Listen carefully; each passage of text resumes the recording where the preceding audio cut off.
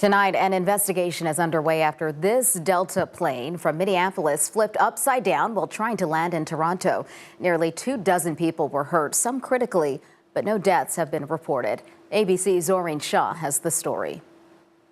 An investigation is underway into how a Delta plane flipped upside down while landing. These dramatic images showing smoke gushing out of the fuselage after the plane carrying 80 people crash landed at Toronto Pearson International Airport Monday afternoon. At approximately 2:30 p.m.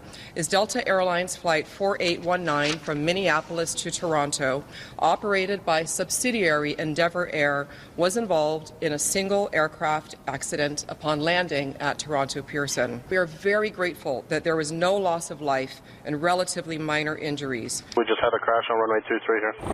John Nelson was on that flight regional CRJ 900 operated by Endeavour Air, traveling from Minneapolis, and shared these moments on the ground from Pearson International Airport. Toronto, we just landed.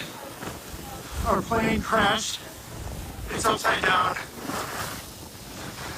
Fire department's on site. The airline activating its passenger inquiry center for loved ones of passengers in the crash to be able to connect with Delta to get more information. Emergency crews rushed 17 passengers to nearby hospitals, including one child. A man in his 60s and woman in her 40s were critically hurt. No one was killed.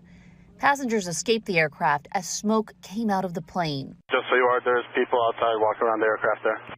Yeah, we've got it. The aircraft there's upside down and burning. Ron James was inside the airport and saw smoke pouring out from the plane. Seen a bunch of smoke, and then we've seen some fire trucks go, and then I seen a trolley carrying a helicopter, and wondered what was going on. And I got to the door of my plane, and they just said we're not going anywhere. This as the Toronto Airport fire chief says the runway was dry at the time of the crash, and there were no crosswind conditions. Zoreen Shah, ABC News Los Angeles.